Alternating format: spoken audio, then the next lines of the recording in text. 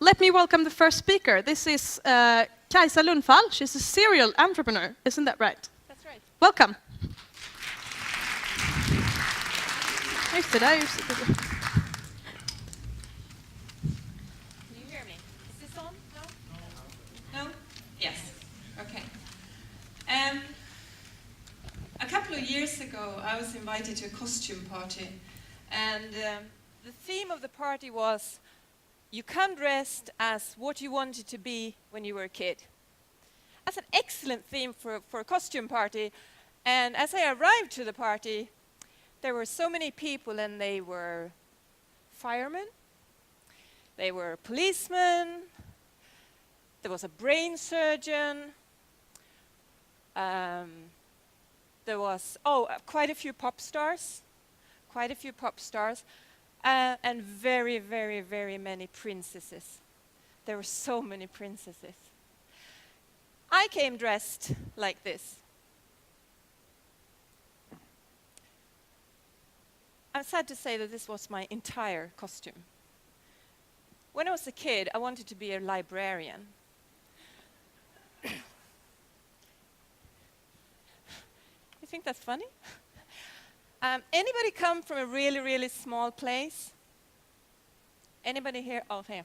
So, if you come from a really, really small place, you know that there's always a local hangout. There's always a place where kids hang out. It's always outside because there's nowhere else to go.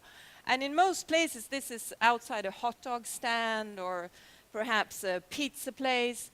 But the place where I come from didn't even have a hot dog stand. So we were hanging out outside of the library. So now you understand why I wanted to be a librarian. But it turned out differently. As of today, I'm on my 7th startup. And I haven't come close to a library in a long time. And I want to talk to you today a bit about my history and how I ended up here, and also some advice to you. I have 2 types of advice. One is what I've learned and what I think that you should learn too, and I share that with you. And the other thing is that what I really never want to learn. Because there are things that if you learn too much, you just don't go into another startup. So I wanted to be a librarian, and it turned out differently, and I actually became an engineer. And this is because my parents thought I was really good at maths, so they thought that that was a good track for me, and apparently I listened. It turned out later that I wasn't really as good at math as I thought I was, but my parents are really, really lousy at maths. So I kind of ended up being an engineer. Who's an engineer? Oh, lots of you. I'm not really a real engineer. I have to say that. So I did the industrial engineering and management. So this is kind of a half engineers. But when I finished school, this is probably about the time when you were born. The most popular place to work, the highest ranked place to work was Sandvik. Anybody even know about Sandvik today? Anybody works there? See, this is a steel giant, and that was the most popular place to work. And I applied for a job there as well, but I didn't get it because it was so popular. But I did get a job at Ericsson. And this was like a real job, you know, with a desk, and eventually I even got a PC. And I stayed there for 8 years, kind of growing my career as you do in a big company, starting doing small things and then doing bigger things. And it went quite well. And the 2 last years at Ericsson, I moved to the UK and worked there. And I worked really, really close to the customer, because I came from the headquarters before that. So my 2 years being really close to the customer, being really in sales in Ericsson, that kind of transformed my whole career after that. Because when I went back home from the UK, I just couldn't think of myself being anywhere far from the customer, because I thought that's where all the action is. This is also a time when Ericsson publicly said that they didn't really believe in internet, so I decided to move. I moved to an American company, Bain Networks, but only after a few years they were acquired by Nortel Networks, which is really the equivalent of Ericsson, only Canadian. And I remember the exact date when I decided to leave Nortel. I was looking in my email, and I had 80 emails that day. 4 of them were external, and everything else was internal. So I thought, this is not right. I'm really becoming too far away from the action. And this is 1999, and everybody was starting a company. So I thought, well, I can do that as well. And I started to, nourish the idea. But the problem is, I don't have any good ideas for starting companies. So if you start a company, you got to know what you do. And I had no ideas at all. But luckily, I have good friends. And so my first startup was Celltribe. And this is mainly because I was called up by a friend who said, we're going to start this cool company. It's called Celltribe. And I thought, this is the coolest name. And we had Celltribe.com. It's still available. She asked me if I wanted to be CEO. And I said, yeah, that's cool. Of course I want to be a CEO. So I became the CEO of something called Celltribe Mobile Services. Now this was 1999, and everything was based around growth. So I think in less than a year we had 100 employees, we had subsidiaries in the UK, we had a subsidiary in Spain, we actually bought a company in the UK. And if you wanted to finance a company, all you had to do is go out to Stureplan and just say, hey, I'm a startup. It went really, really well until it went really, really bad. And on the 12th of March in 2001, I experienced my first bankruptcy. After that, I thought that life is over. I'm never going to get a job again. I just moved away from the safe big companies. I did a startup, I failed, and I'm just never going to get a job again. But eventually, I did. And the reason I took my next job was revenge. You see, I was called up by a headhunter. And he said, I have this startup, and they're going fairly well, but they really need somebody to make it happen. And I know that you've made, you come from the startup world. So I thought, hey, I'm back in business. Headhunters are calling me. So I went to my second venture, which was called Popwire. Now I'll tell you a secret about headhunters. They only give you the job you just had. So for me, that was kind of good, because I thought, well, I failed at my first job, so I think I take the next one, and this is my revenge. I'm really going to make it happen this time. So I entered into a company called Popwire. This is a company dealing in video streaming to the mobile phone. And it was kind of good. It was kind of fun. I was there for about a year and a half. Company grew. We actually acquired our first customer, because before that it was only developing. I learned some lessons out of that, and I'll come back to that later. But after a year and a half, I just decided to move on. And the only reason was that another friend called me. So a friend calls me and says, we have this Norwegian company, and we want to set up a subsidiary in Sweden, and I hear that you're good in the startup business. So do you want to come as CEO for the Swedish subsidiary? And see, this is my problem. I have too many friends. So I said, yeah, of course I want to. So I started IPNet, which is a Swedish subsidiary of Norwegian IPNet. This is a reselling business. We were reselling other people's stuff. And I was there for 3 years, and I took it from nothing to 20 million. And we had, it was profitable. And this is another turning point in my career, because I thought that I've now moved on from startup, being in the high-tech startup business, and I've actually taken a company to profitability. So I should be really proud, and I should really, stay on. But then I just became incredibly bored, because all the fun with starting a new company had just worn off, and everything was done, and we had the processes, and we had the customers, and it was kind of moving along. So headhunter calls me again, and we talk about a job opportunity. This was at a real company. I don't know if it was IBM or HP or somebody of the real companies out there.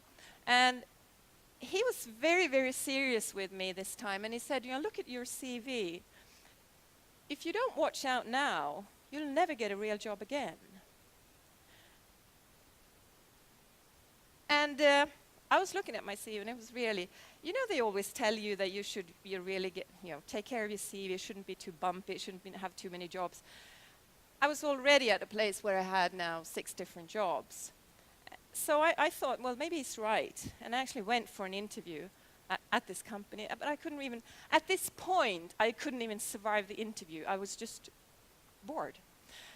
And what I worry about here when I apply for other jobs is that you're so far from the action. In a startup, you're really, really close to the action. Whatever you decide to do in the morning, you can actually execute in the afternoon. And from there on, I've just been doing more and more of it. And I am diagnosed. I am actually a startup junkie. So I think because of my addiction, I'll just keep doing it. But what I'll give you today is some of the lessons learned. I put this picture of a bridge because I feel that that's really a lot of what you feel like when you're in a startup. You're building a bridge. You don't really have the material for it. You don't really know where you're going, but you're sort of going to the other end. And while you're walking, you're building. And you just got to trust that that's going to work. Now, my first lesson is that you have to love your customers. This is where most people get it wrong because they love their product.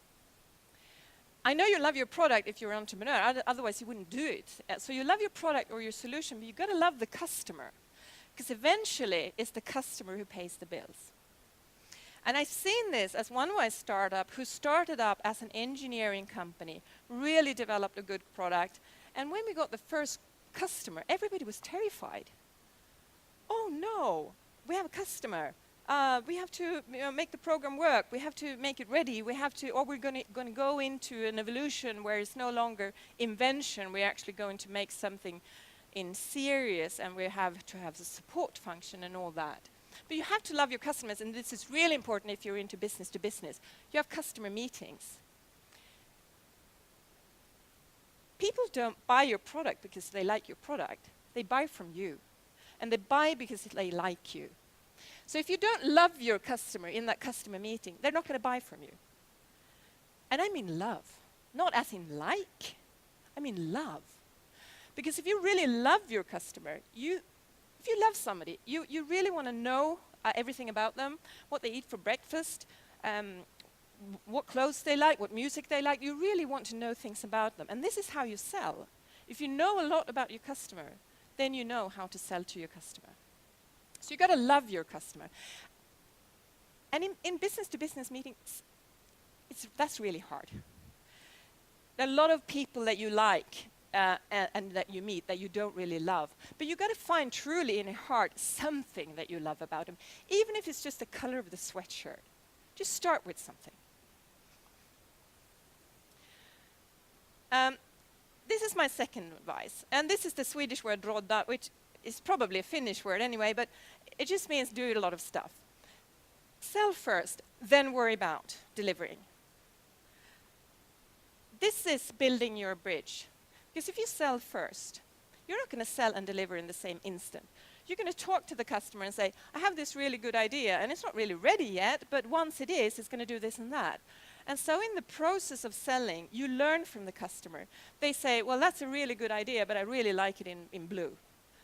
So if you sell first, before you even have anything, then you get the first customer experience into your product. And then you get your first customer as a beta customer and say, oh, we're really good friends. We're going to make this together. Customers love that. So you sell first, and then you invent your product, or you do it in the same time. Always overperform. And this is a very, very simple way of overperforming. You always underpromise. So if you think that you're going to be ready by Tuesday, you believe that you're going to be ready by Tuesday, you say, well, I think Thursday at the earliest. So you always underpromise on everything. That gives you time, because things are not going to go at the pace you want them. So you overperform by always promising what you know that you you can promise what you already have when you sell, but because I say you sell first and you deliver later, you have to under-promise, to overperform. Otherwise, people are just going to be disappointed with you.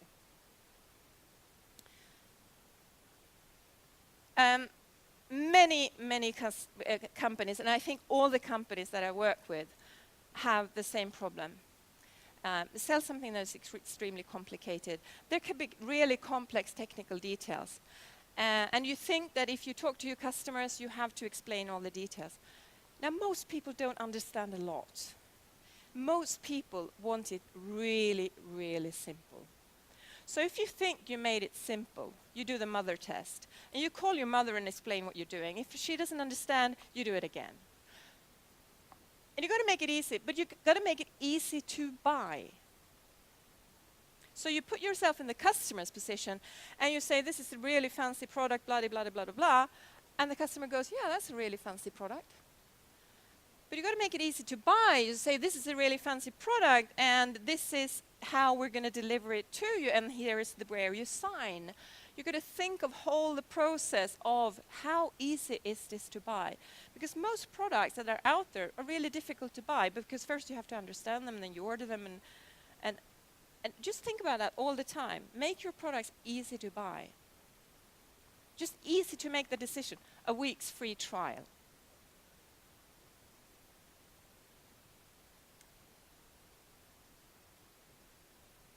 You got to look great. And I mean great as in big. And this is the small companies' everyday problem. You start a company and you can't even buy a mobile phone subscription because your credit is not right. You're not credit worthy. So you have all these problems about being small, but you got to look great. So the easiest way these days to look great is to create a great web page or a great presentation. But there are other ways of looking great. This is the way you talk about your company. So you don't say, well, we just invented this and it's kind of half ready. You say things like, a customer asks you something and they say, oh, we always do it like this. And you kind of make it up when you say it, but you say, we always do it like this. Or you say that, oh, other customers have liked this very much. So you have to, again, make it easy to buy, because if that customer is going to be the first one who feels really lonely and nobody else has tried it, unless you actually have your beta customer, which is with you on the trial, they have to feel that other people actually bought this as well. So make yourself look great. You can create Skype numbers to show that you have offices in every part of the world. And there are a lot of things that you can do to look great. But beware, because I just said always overperform. So you've got to under-deliver on that as well, because if you've put up offices in all parts of the world and people actually start calling them and they come to your mobile every time, that's not good. But think about that, and think about how you talk to your customers. If you're on the web, you're doing consumer stuff, think about how you express yourself there in the way that this is how we've always done. You probably have experience before your company, so that you can say that I've done this in many years, even though your company was started 2 weeks ago. So there are things that you can actually add to your company to make it look greater than it is.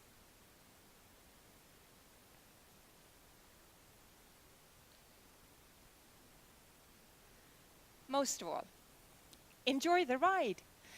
The reason you've started a company is because you wanted to. And living in a startup is so much fun when it goes well. And when it doesn't, it's a pain. It's horrible, because you think that now everything comes to an end, and I lost my best customer, and we only have 2 weeks of money left in the bank, and it's just awful when it goes bad.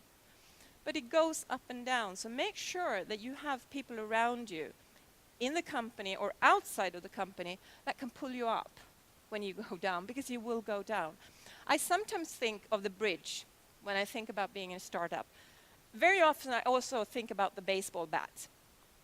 So you think it's going well, And when it's going really, really well, you get this baseball bat right in your face, and something just unexplainable happens. You lose a customer, the system didn't work, your bank cuts your credits. Things happen all the time, and they are like baseball bat, and you've got to be like that toy. You know that toy that you had when you were a kid? You bump it and it sort of goes back up. And the only way to keep that spirit is to enjoy it. You have to enjoy the ups and downs of being in a startup, because you don't,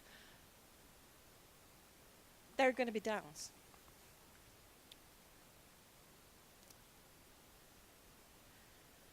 Now there are some things I'll never learn. There are a lot of things I'll never learn, but there are a few things that I wanted to share with you today. The first is that things take time. If you start to think that things take time, you get really depressed. So I kind of always think that, oh, this is going to go so fast. I know in the back of my head that it's going to take a lot longer than I think, but I really want to believe that by this quarter we're going to do that, and by the next quarter we're going to do that. If you start thinking about how long things actually take, sometimes you don't even want to start doing them. Somebody calls you and said, you have to have this fixed by tomorrow afternoon. You just have to believe that that works. And you have to press or compress whatever you're doing, the project, and make it smaller to actually deliver something. So I hope I never learn this, because the minute you learn that things take a very, very long time, then you start doing your business plan and your calculations and how much cash you need, and you just never start.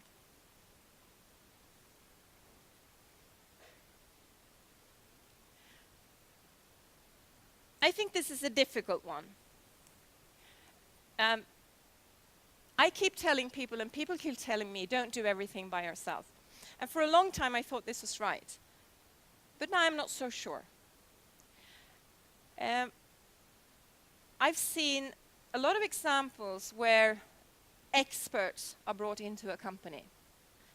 Now, this is typically when venture capital comes in. Who's a venture capitalist here? Oh, nobody, okay. So, when the venture capitalists come into a company, if they do, I've seen in that cases, and I think all the companies I've been with have been VC funded, so I've seen a lot of them. They kind of bring in experts. So they look at the company and say, well, this company really needs a marketing expert, or this company needs an expert on financing or whatever. And they bring in an expert. And sometimes that works, but I've seen it fail more than it works. Because even if you are a marketing expert and you're on the market as a marketing expert, doesn't actually mean that you're a marketing expert of being in a startup where you have to do everything by yourself and you have to make it happen like this. So I tend to go back to do everything by yourself. However, there are things that you don't want to do by yourself, so you don't want to do all the accounting by yourself. You have somebody else doing that for you. You don't want to buy all your pens and pencils and stamps for yourself, but you kind of do that anyway, because who else would do it? So just be smart about your own time. Be smart about how you spend your time. And sometimes it's much better to do it yourself. So I'm very unsure about this time. Just think about it before you bring in the expert, or before you do everything by yourself. Because the other thing is, if you do everything by yourself, your company will never scale. So I'm not sure.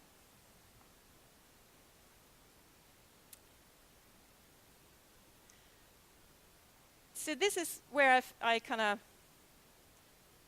destroy my whole speech here, because I don't think you should listen to advice. There are so many examples of successful companies who didn't listen to advice. I mean, there were search engines around before Google came. So who wants another search engine? And why would they be better? There are so many. There were phones around before the iPhone. Take advice very carefully.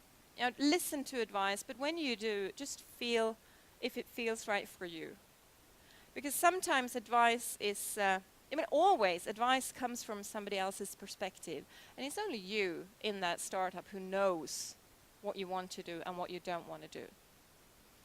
And again, this is something that gets tricky when you invite other people into your company, whether you're employing or whether you're bringing a venture capital into your company, because there will be loads of advice. But the moment you start to listen to everybody else and you start to get that feeling of, maybe they know better, and you get really unsure about where you're going, the moment you get that feeling, you lose control of the company. Yeah. So this is my last advice. Don't listen to advice. But I want to finish off with a wonderful dialogue. This is from one of my favorite films, is Shakespeare in Love, which is a romantic comedy about the setup of Romeo and Juliet. And I think it's just wonderful, and I think it's expressing the startup world. This is Philip Henslow in the film saying, Mr. Fenneman, allow me to explain about the theater business. Now, this could be the startup business. The natural condition is one of insurmountable obstacles and a road to imminent disaster. So what do? Nothing. Strangely enough, it all turns out well. How? I don't know. It's a mystery. Thank you.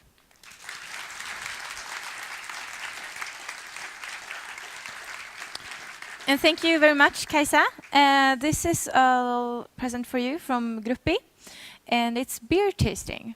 And I just thought, since you probably have a lot of tech guys around you, they drink beer if they don't drink Jolt Cola, in my experience. So yes, now true. you'll know everything about beer after this. Thank you. Thank you.